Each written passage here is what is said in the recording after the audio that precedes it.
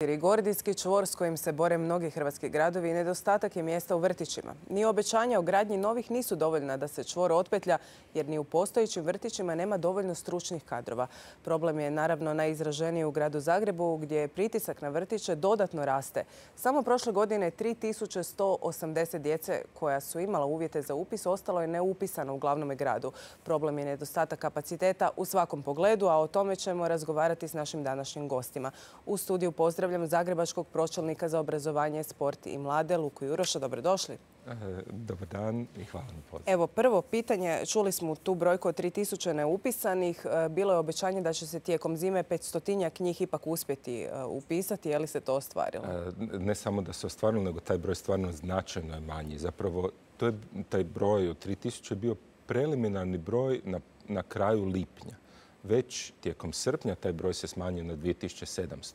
Ali ono što smo vidjeli do kraja godine je da se u privatne vjerske vrtiće obrte dadilja upisalo dodatnih 1500 djece i još u gradske vrtiće dodatnih 500 djece. Tako da se broj djece koje je ostalo bez mjesta prošle godine bio jednak kao i svih prethodnih godina. Ukupno smo upisali više od 1700 djece više nego prethodnih godina. Međutim, privatni vrtići, znamo, značajno je veća razlika u cijeni u odnosu na zagrebačke gradske vrtiće. Idemo sad do Kastva gdje nas čeka predsjednica udruge odgojitelja Sidro, Katarina Turković-Gulin. Dobro nam došli. I prvo pitanje će biti, s obzirom na situaciju, znamo da se u javnosti određene skupine su se zalagale za to da gradovi kompenziraju roditeljima koji imaju pravo na upis, a nisu upisali djecu zbog ovakvih situacija. Nije isto plaćate li 300 kuna, još smo u kunama, ili 50 eura ili 60 gradski vrtić ili 200 eura. Dobar dan, lijepi pozdrav i vama u studiju i gledateljima. Hvala na pozivu i drago mi je da mogu danas sudjelovati ovdje. Postavili ste zanimljivo pitanje i to onako u sredinu. Činjenica je da smo se dugo vremena zalagali kao udruga, pa onda i kao inicijativa sindikata i udruga prvi puta u povijesti stvorena u Hrvatskoj, da se zapravo država uključi u financiranje predškolskog odgoja i obrazovanja. To smo nakon 3 godine zagovaranja i muke zapravo i uspjeli i mi sada imamo određeni dio financiranja iz državnog proračuna. Evo i pročelnik Juroš će reći, zna koliko je to nepravedan sustav i koliko je zapravo to malo novaca iz državnog proračuna za prvu stepenicu obrazovanja. Dakle, prvu važnu stepenicu obrazovanja. Ove godine, odnosno na kraju 2023. dogodila se još ta jedna promjena gdje su u kategoriju onih koji će dobivati neka sredstva iz državnog proračuna uračunati, odnosno predviđeni i privatni vrtići. Dakle, svi će vrtići moći dobiti ta neka sredstva iz državnog proračuna. Cilj Ministarstva znanosti i obrazovanja, a ja nisam njihov glasnogovornik, dapače suprotno, je da se zapravo pomogne da se ta cijena kojom sufinanciraju roditelji raniji predškolski odgoj i obrazovanje na neki način umanji, da se olakša roditeljima i da nekako dođemo jednoga dana do pozicije da svako dijete ima pravo na jednako siguran, jednako dostupan, jednako kvalitetan, a ja ću reći i jednako priuštiv vrtić. Dakle, da to nekako izjednačimo. Naravno da privatni vrtići kada se otvaraju, oni se otvaraju s jednom svrhom gospodarske djelatnosti i oni očekuju i određenu zaradu. Za razliku od gradskih i općinskih vrtića gdje mi nemamo neka saznanja da bi tu bilo neke zarade. Dakle, ne, sasvim sigurno ne. Veliki teret na jedinicama lokalne samouprave, proračunske mogućnosti jedinica samouprave su različite i upravo iz tog razloga, a temeljem zakona koji je takav kakav jest, jednostavno imamo užasno velike razlike. Te cijene kojima subvencioniraju roditelji boravak svojeg djeteta u vrtiću je zapravo, te cijene su iznimno različite. Dakle, one se kreću od potpuno besplatnih vrtića pa sve do, ja ću reći u kunama, ide to i do 2-3 tisuće kuna, ovisi o kakvom vrtiću govorimo, o kakvom programu govorimo. Spomenuli ste jednu ključnu stvar, a to je pitanje diskriminacije kod samih upisa. Cijena je jedan faktor. Zagreb je tu, kao što znamo, socijalno osjetljiv. Postoje, hoćete objasniti, gospodine Juroš, kategorije? Tako je. Dakle, grad Zagreb primjenjuje najbolju praksu koju predlaže i UNICEF, da roditelji vrtić plaćaju onoliko koliki su im dohoci. I zbog toga grad Zagreb prosječno između 40 i 50 eura mjesečno roditelji plaćaju za vrtić u gradskom dječjem vrtiću i to je i među najnižim cijenama od svih velikih gradova u Republici Hrvatskoj. Međutim, diljem Hrvatske razlike su značajne. Postoji 5 gradova koji imaju besplatne vrtiće, postoji onim kojima su značajno skuplje. To je jedan vid nejednakosti koju vidimo u sustavu. Međutim, i kod samih upisa, a pravila upisa su otprilike ista za sve. Što se tu događa? Jesu li roditelji koji su, gdje je jedan roditelj nezaposlen, diskriminirani? Koliki bi bio pritisak na vrtiće da se i njih uključi? Onda imamo situaciju roditelja stranaca koji također, jedan stranac, jedan hrvatski državljanin, oboje zaposleni, ne mogu dobiti pravo na vrtić. Dakle, prioritet grada Zagreba je da povećamo mjesta u vrtićima i da svako dijete ima pravo na vrtić. Zato smo prošli tjedan prvi put u 15 godina osnovali novi vrtić u gradu Zagrebu u Sesvetskom Kraljevcu. No, istina je doista da dok nema mjesta, nekako se djeca moraju bodovati. I te bodove, odnosno kriterije bodovanja, definirao je zakon. Ono što je grad Zagreb napravio, kao i sve druge jedinice lokalne samouprave, je da je za svake od tih kriterija dodijelio neke bodove kako bi se djeca mogla rangirati. Gospođo Turković-Gulin, je li taj sustav dobar? To je jedini mogući sustav u ovom trenutku. Činjenica je da smještajnih kapaciteta nedostaje. Nedostaje ih u cijeloj Hrvatskoj. Naše odgojne skupine su prekobrojne, daleko iznad onoga što propisuje državni pedagoški standard. Ali da ne budemo cijepiglake, da se tako izrazim, jednostavno moramo razmišljati o tome da ta djeca doista moraju negdje krenuti u vrtić i da su ta djeca već prisutna u vrtiću i da mi imamo stanje kakvo je zatečeno, kakvo je sada. Godinama govorimo i vrlo malo jedinica lokalne samouprave, odnosno osnivača, reagira na te naše riječi. U posljednje vrijeme i samo ministarstvo, ali i neke jedinice lokalne samouprave zbilja ulažu značajan trud, otvaraju nove vrtiće, proširuju stare vrtiće, adaptiraju, renoviraju, radi se nešto na tome. Naravno da to rješenje ne može preko noći biti gotovo, nemamo nitko čarobni štapić, međutim kada vidimo da se negdje događa ta situacija, to je onda pohvalno i u redu je da se otvaraju novi vrtići. Ono što nije u redu je Zakon o predškolskom odgoju i obrazovanju koji nema unificirano kako ćemo mi zapravo kakve kriterije ćemo koristiti. Dakle, Zakon o predškolskom odgoju i obrazovanju, novi koji je izašao u svibnju 2022. propisuje apsolutnu prednost djeci koja su u tekućoj godini 1. travnja navršila 4 godine. Dakle, prvo moramo upisati tu djecu. Kada upišemo tu djecu, a pojasnit ću zašto je ta odredba donesena tako, dakle, kada upišemo tu djecu, onda imamo nekakvih 13-14 kategorija djece, poput djece s teškoćama, djece koja nisu oba roditelja na adresi, nemaju prebivalište, djece zaposlenih, nezaposlenih roditelja i tako dalje. Ako ćemo razgovarati da je raniji predškolski odgoj i obrazovanje prva stepenica obrazovanja i da je to nešto što moramo svakom djetetu priuštiti, onda ovakvi kriteriji uopće nisu prihvatljivi i zapravo ne bi ih smjelo biti. Dakle, svatko bi morao imati pristup obrazovanju na isti način, to nam i Ustav jamči. Međutim, ovo što je rekao pročelnik, činjenica je da mjesta nema i da se mora neki kriterij napraviti da bismo nekome dali prednost. Ono što ne valja što je tih 13-14 kategorija djece zapravo ostavljeno u zraku i svaka jedinica lokalne samouprave je mogla samostalno donijeti odluku kome će dati bodove, kome neće dati bodove, koliko će kome dati bodova. Mi smo proučili prošle godine tijekom upisa zapravo sve te pravilnike ili većinu tih pravilnika, velik je to posao i vidjeli smo da tu stvarno ima svega, zaista svega. Do toga da se djeci s teškoćama u pojedinim jedinicama lokalne samouprave uopće nisu davali bodovi, nego se procjenjivalo temeljem, nismo sigurni ni sami temeljem čega se zapravo procjenjivalo da li dijete može ili ne može. Ono što je u redu, postoje jedinice lokalne samouprave koje su na neki način bile vrlo transparentne pa su komunicirale o tome kakav taj pravilnik treba biti, na koji način taj pravilnik postaviti i pitali su struku. Grad Zagreb je između ostaloga doista razgovarao o tome kakav pravilnik treba biti. Grad Zagreb ima bodovanje djece s teškoćama. Dakle, ono što se u gradu Zagrebu dogodilo je upravo ovo sa strancima što ste spomenuli. Da. Dakle, dogodilo se to sa strancima gdje smo svi zajedno zapravo propustili promišljati o tome da postoje ljudi koji ne mogu imati prebivalište, po zakonu o strancima imaju boravište jednake vrijednosti kao naše prebivalište i njih smo trebali zapravo na neki način uvažiti isključivo tu kategoriju u pravilniku o upisima. Ja vjerujem da će to Grad Zagreb promijeniti u prvim sljedećim upisima. Možemo li to očekivati? Da, znači moram naglasiti dakle, da propisi koji reguliraju boravak stranaca u Republici Hrvatskoj prebivalište i boravište određuju jako strogo.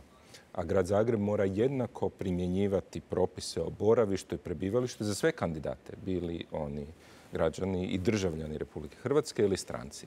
I provedba tih propisa o strancima doista dovela je do tih problema prošle godine, koje smo uočili i u dijalogu sa dionicima u sljedeći tjedan ili dva stavit ćemo na javnu raspravu odluku o upisima za ovu godinu, gdje ćemo predložiti poboljšanja u rješavanju ovog pitanja. Što je s onima koji ostaju neupisani? Pomaže li grad na neki način tim roditeljima koji su imali pravo, ali nisu uspjeli ga realizirati? Dakle, mi znamo od kad je bilo upisa u vrtiće u gradu Zagrebu i u cijeloj Hrvatskoj da određen broj djece ostaje neupisan. I nijedan grad u Republici Hrvatskoj za takvu djecu ne pruža nikakvu financijsku potporu. Ono što se događa to ne znači da ne bi trebao. Ono što se događa je da se osigurava na svaki mogući način potpora za pronalazak alternativnog oblika skrbi. Bilo kroz direktnu pomoć, kao što trenutno imamo još uvijek za roditelje iz mjere roditelj-odgojitelj, ili kroz subvenciju privatnim vrtićima koju smo prošle godine povećali za 10%. Ulaže se u nove vrtiće. Koji su planovi gradnje? S jednim ste se već pohvalili. Što se događa? Evo, baš moram reći, prošle smo godine otvorili 4 vrtića i meni se čini zapravo da je jedan od njih upravo u pozadini našeg današnjeg razgovora u Odranskom Obrežju. Sada su pri kraju i bit će gotovi do raspisa upisa 3 vrtića, govorimo o vrtiću u Ivanjoj Reci, u Žitnjaku i ovom novom vrtiću u Sesvetskom Kraljevcu. Dodatnih 4 vrtića su trenutno u gradnji, a 3 će se započeti graditi u sljedećih mjesec ili 2. Što znači da će doista pored 4 vrtića otvorena prošle godine, dodatnih 10 biti otvoreno ove godine i još više od 10 sljedeće godine. Nikad u povijesti Hrvatske nijedan grad nije gradio toliko vrtića. Što nas dovodi do našeg sljedećeg pitanja koje ćemo prvo postaviti gospođi Turković-Gulin, a to je tko će raditi u tim vrtićima. Jer koliko čujemo, problemi postoje već u postojećem sustavu, sve manje odgojitelja. Što se događa? Mi zapravo imamo izuzetno velik odljev odgojitelja. Po prvi puta u povijesti nismo uspjeli na studijima ranog i predškolskog odgoja i obrazovanja popuniti sva mjesta postojeća, dakle sve upisne kvote. Imamo jedan pad interesa, imamo jednu situaciju koja je iznimno ozbiljna. Mi o tome govorimo već 2 godine i pokušali smo sa Ministarstvom znanosti i obrazovanja utjecati na promjenu politike obrazovanja, zapošljavanja, pripravništva. Evo upravo sutra idemo na sastanak sa ministrom Fuchsom, baš se tome veselim jer ćemo probati dati još neke nove prijedloge. Međutim, to ćemo za sad zadržati za sebe dok ne iskomuniciramo s njim. Ono što je činjenica, plaće odgojitelja, uvjeti rada, puno nezakonitosti u kojima odgojitelji rade, isključivo su oni odgovorni za sve što se dogodi. I tu nam zapravo dolazi do iznimno velikog preopterećenja, puno prekovremenih, puno bolovanja. Mi radimo čak i po pedagoškom standardu, mi smo zapravo na minimumu radne snage i kada se dogodi jedan nedostatak odgojitelja, jedan odgojitelj ostane na bolovanju, mi imamo veliki problem i onda tu puno prekovremenih sati, puno naprezanja, fizički i psihički napor koji je iznimno ozbiljan i težak. Nažalost, javnost nekako to ne percipira na taj način. Čini se da, tete u vrtićima, jel? Kao mi se samo igramo. To je otprilike tako. Naravno da postoji i oni koji razumiju kakva je situacija. Sada se otvaraju natječaji na koje zapravo se ne javlja nitko stručan. Vrlo često, pa sve češće i u gradovima i velikim gradovima gdje je to bilo nezamislivo prije 1-2, sada se to sve češće događa, dolaze nestručne zamjene. One po zakonu mogu dolaziti, mogu raditi. Dakle, ljudi bez ikakvog pedagoškog obrazovanja rade poslove odgojitelja sa onima najosjetljivijima, najmlađima. Mi smo izričito protiv toga, no to stoji u zakonu o predškolskom odgoju i obrazovanju. Ministarstvo je dopustilo zapošljavanje potpuno nestručnih ljudi u sustav. Ti ljudi ne mogu se dugo zadržati, oni mogu raditi 3 puta po 5 mjeseci, ali 3 puta po 15 mjeseci je jako veliki i dug period za recimo jednog jednogodišnjaka. Činimo veliku štetu jer tu nema odgojno-obrazovnog rada, tu se radi isključivo čuvanje i zabavljanje djece dok roditelji rade. Velik je teret na odgojiteljima koji još uvijek rade, a stručni su, onda oni podnose teret toga da pišu, planiraju, dokumentiraju, evaluiraju, dakle sve ono što jedan odgojitelj zapravo svakodnevno radi. i onda oni to rade za 2 osobe jer ova druga nestručna osoba to ne zna raditi. Ono što smo primijetili i što smo prije 2 godine, još je bila pročelnica Dalić, mi smo s njom razgovarali o tome da se uključe pomoćnici za njegu, skrb i pratnju i tu se moramo pohvaliti Grad Zagreb da je uključio pomoćnike za njegu, pratnju i skrb djece. Najčešće je to u jaslicama. Međutim, događa nam se u praksi vrlo veliki problem što ti ljudi koji zapravo moraju obrazovno imati srednju školu, ništa drugo, često ostaju sami u skupinama kada nedostaje odgojitelja i oni prešutno nose tu odgojnu skupinu, dakle rade samostalno. Oni ne bi smjeli raditi samostalno, oni čak nisu zaposleni niti na radnom mjestu odgojitelja, nego pomoćnika. Njih se premješta iz skupine u skupinu, ravnatelji se snalaze kako najbolje mogu i znaju, nije im lako, mi to razumijemo, ali ovakve stvari ne bi smjele biti dopustive. To se ne događa samo u Zagrebu, mi imamo jako puno vrtića po cijeloj Hrvatskoj gdje imate 4-5 odgojnih skupina i 1 zaposlenog odgojitelja, ostalo je sve nestručna zamjena. Dakle, ovo je iznimno veliki problem i mi već kasnimo s rješavanjem problema pitanja obrazovne politike, pripravništva i zapošljavanja odgojitelja. Hrvatski zavod za zapošljavanje je u prosincu dao preporuke za cijelu državu, dakle za sve regije u Hrvatskoj, dao je preporuke da se povećaju upisne kvote na studijima ranog i predškolskog odgoja i obrazovanja i da se pojača, odnosno ostvari neka politika stipendiranja.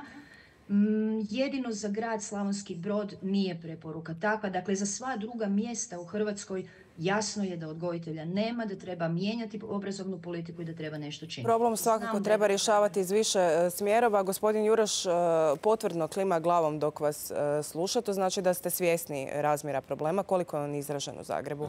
Znači, grad Zagreb, pored ulaganja u izgradnju vrtića, također ulaže i u radnike. U posljednjih samo godinu dana zaposlili smo 600 novih radnika u vrtićima. U posljednje 2,5 godine... Stručnih ili nestručnih? Znači, govorimo o zaposlenima na mjestu odgojitelja, 100 ili 150 i dodatnih preostala mjesta po prvim u Hrvatskoj. Svaka jaslička skupina ima 3. osobu. I doista, kao što smo čuli, to je velika pomoć stručnim radnicima, dakle odgojiteljima u jasličkim skupinama, zbog toga što kada privremeno moraju neko dijete neku posebnu pažnju, postoji 3. osoba koja tada može biti tamo. Ali u svakom slučaju ulažemo u to da učinimo radno mjesto odgojitelja što atraktivnim. 35% povećanja plaće u posljednje 2,5 godine, dodatna radna mjesta, pomoć u svakoj skupini. S obzirom na situaciju koju smo čuli, znamo da je upravo udruga Sidro slala nekih 400 predstavki zbog stanja u vrtićima, zbog nepravilnosti na koje nalaze. Na koji način ste to rješavali i što sa situacijama u kojoj nestručna osoba zapravo ostaje sama sa velikom skupinom, većom nego što bi trebala u startu djece? Ja moram reći da od svih predstavki koje sam zaprimio, ovo ovdje tu nisam vidio. To ne znači da se nije dogodilo. No moramo reći da ovo pomoćni radnici za njegu, skrb i pratnju se u gradu Zagrebu događaju po prvi put, u Hrvatskoj po prvi put i to od rujna ove godine. To znači da imamo samo 4 mjeseca provedbe potpuno nove radne prakse. Imali smo pitanja poput koje su točno zadaće tih pomoćnih radnika, na kakvim vrstama poslova mogu raditi i zajedno s vrtićima i sa dionicima radimo na razvoju te nove prakse. Cilj je da radno mjesto u vrtiću bude poželjno, da se za djecu pruža najbolja moguća skrb i da doista imamo kvalificirane radnike i radnike za pomoć. Kako vi vidite vrtiće? Jesu li to odgojne ustanove ili su to čuvališta? Ne postoji nikakva dvojba o tom pitanju. Ono što znamo je da djeca koja su polazila dječje vrtiće u cijelom svojem životu imaju prvo bolje obrazovne, a onda i karijerne ishode. To znači da je kvaliteta života, kvaliteta zdravlja bolja za djecu koja su u vrtićima. I zato je bila tolika šteta za tisuće djece kad je grad Zagreb 2016. zabranio upis kroz mjeru roditelji odgojitelji. Doslovno tisućama djece napravio štetu koja se cijeli život neće moći nadoknaditi. To znamo. Njihove majke se s time ne bi složile, tog ste svjesni. Dakle, postoji analize koje nije radio grad Zagreb. To su analize Europske unije, UNESCO i svih relevantnih svjetskih tijela da dječji vrtići su najbolji način da se svoj djeci osigura najbolja budućnost. Jedno je analiza, mama je mama, to ćemo se složiti. Gospođo Turković-Gulin, reći ćete nam što se ovog problema tiče, bojite li se vi da bi se vrtići uz ovu praksu mogli pretvoriti u čuvališta? Da, apsolutno, to tako ide. To ide upravo u tom smjeru. Mi smo sretni kada čujemo predstavnike osnivača, ali znamo to za grad Zagreb i ranije. Dakle, ima sluha. Ima sluha i možemo razgovarati, u svemu možemo na neki način prokomentirati, neke stvari može se popraviti, neke stvari ne. Međutim, kada imate gradove, recimo u Osijeku sve sjajno, u Splitu je sve sjajno, tamo nema nikakvih problema. Nas jako ljuti kada osnivači ne žele priznati probleme, a znamo svi da postoje.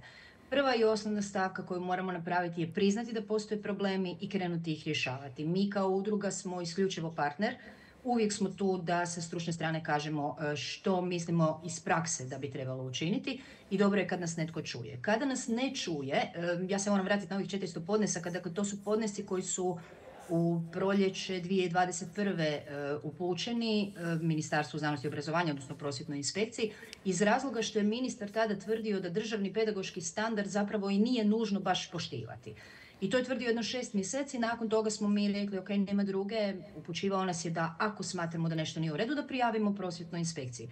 Kada smo ih prijavili, tih 400 podnesaka, svi su bili utemeljeni, međutim, izrečene su kazne, ali kazne nama nisu bile cilj, nama uopće nema nikakvog smisla kažnjavati nešto i nastaviti dalje raditi tako. Dakle, mi smo trebali čvrstu službenu potvrdu da državni pedagoški standard jest akt koji moramo svi poštivati.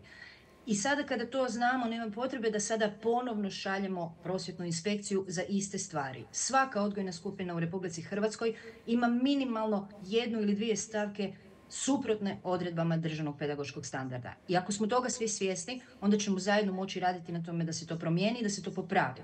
Ali ako tvrdimo da je sve u redu, onda nije dobro. I kažem, tu je grad Zagreb prilično kvalitetno i hrabro rekao ok, kod nas nije sve po državnom pedagoškom standardu, radimo na tome, otvaramo nove vrtiće. Ja vjerujem da će se to jednoga dana ispraviti. Imali smo tendenciju ispravljanja ja mislim, što je to bila 2020. 2019. je bilo bolje, pa 2021. je bilo u redu. Ove godine smo opet došli u situaciju da se to pokvarilo. Ali kažem, sad jako pratimo tu dinamiku otvaranja novih vrtića i to je sjajno, a sad moramo nekako na razini ministarstva potruditi se da pronađemo rješenje kako onda stručne kadrove vratiti u vrtiće i ne dopustiti da nam nestručni ljudi rade sa djecom. Nažalost, rade nestručni ljudi sa djecom. Gospodine Juroš, što vi tu kao grad možete, a gdje su vam eventualno ruke vezane bez viših instanci državnih? Dakle, upisne kvote na visoka učilišta za odgojitelje ne određuju jedinice lokalne samouprave. A slažete se da bi trebale biti veće? Ne postoji nikakve dvojbe. Znači, grad Zagreb doista kroz ta ulaganja u uvjete rada naša radna mjesta za vrtiće, za odgojitelje, odgojiteljice čini atraktivnima. I to je dobro. To grad Zagreb će nastaviti raditi. Ali doista mnoge jedinice lokalne samouprave nemaju tu priliku. I doista ono što je potrebno je da ministarstvo zajedno s visokim učilištima poveća upisne kvote. Ono što grad Zagreb dodatno može raditi, pored plaća, je i stipendirati, ohrabriti kolegice i kolege da upisuju te studije i upravo smo prošli tjedan objavili rezultate stipendija za odgojiteljice i odgojitelje na studiju u Zagrebu. Pomaka dakle ima. Gospođo Turković-Gulin, vaša poruka za kraj? Najvažnija poruka od svega je da se moramo čuti. Moramo jedni druge čuti i ne smijemo si biti neprijatelji. Posebno je to upućeno Ministarstvu znanosti i obrazovanja. Kažem, 1,5 godinu smo tražili sastanak sa ministrom. Evo, taj sastanak će se, ako bude sve u redu, dogoditi sutra. Iznimno se veselimo zato što bez krovne organizacije, institucije, nema pomaka. Činjenica je da sve ove probleme mora i može riješiti ministarstvo i Vlada Republike Hrvatske. Ne može to riješiti jedinica lokalne samouprave. Da, možda neka malo jača proračunski, neke stvari može i samostalno riješiti, ali ove neke druge stvari ne. Osim toga, ta iznimno velika razlika u mogućnostima proračunskim naših jedinica lokalne samouprave dovodi do toga da ljudi jednostavno dignu ruke i kažu ne možemo dati plaće po zakonu, ne možemo dati ništa više, ne možemo stipendirati, ne možemo otvarati nove vrtiće. I mi zapravo tako nećemo moći ništa napraviti. Dakle, svi zajedno, jedinice lokalne samouprave, mi iz organizacije civilnog društva, naravno ministarstvo, jedino tako ćemo napraviti neke pomake. Gospodine Juroš, vaše obećanje za kraj za koje ćemo vas držati. Pa evo, moram reći da nakon više od desetljeća zanemarivanja dječji vrtići u gradu Zagrebu doista najviši su prioritet. I napravit ćemo apsolutno sve i uložit ćemo apsolutno sve što je potrebno da se osigura vrtić za svako dijete u Zagrebu što je prije moguće. Hvala vam.